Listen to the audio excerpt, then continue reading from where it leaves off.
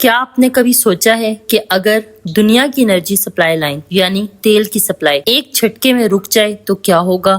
Jio political tensions نے آج ہمیں ایک ایسے دوراہے پہ لا کے کھڑا کر دیا ہے جہاں گلوبل لاک ڈاؤن صرف ایک خواب نہیں، ایک پوٹینشیل رسک بن چکا ہے۔ چوک پوائنٹس جیسے اسٹریٹ آف ہارمز اور ریڈ سی یہ صرف سمندری راستے نہیں بلکہ گلوبل اکانومی کی لائف لائن ہے۔ اگر یہاں سپلائی صرف 30 سے 35% تک بھی افیکٹ ہوتی ہے تو یہ صرف مہنگائی نہیں لائے گا بلکہ مینوفیکچرنگ اور ٹرانسپورٹیشن کا پہیہ جام کر دے گی۔ سوال یہ پیدا ہوتا ہے کیا دنیا کی اکانومی اتنی ریزیلینٹ ہے کہ وہ اس کا بوجھ اٹھا سکے؟ یورپین کنٹریز اور پاکستان اور انڈیا جیسے پورٹ ڈیپینڈنٹ ملکوں کے لیے یہ ایک سروائیول کرائسس ہو سکتا ہے، اور یو ایس اے کا رول اس میں کیا ہے؟ انٹرنل پولیٹیکل ڈویژنز اور الائنس میں دراڑ پڑ چکی ہے۔ اس کا مطلب تو یہ ہوا کہ اگر یو ایس اے کسی کنفلکٹ میں الجھتا ہے تو اس کی اپنی ڈومیسٹک سٹیبلٹی بھی خطرے میں پڑ سکتی ہے۔ یہ سچویشن ہمیں ایک امپورٹنٹ سبق سکھاتی ہے، انرجی انڈیپینڈنس آج کی سب سے بڑی اسٹریٹجک نیسیسٹی ہے۔ آپ کا کیا خیال ہے؟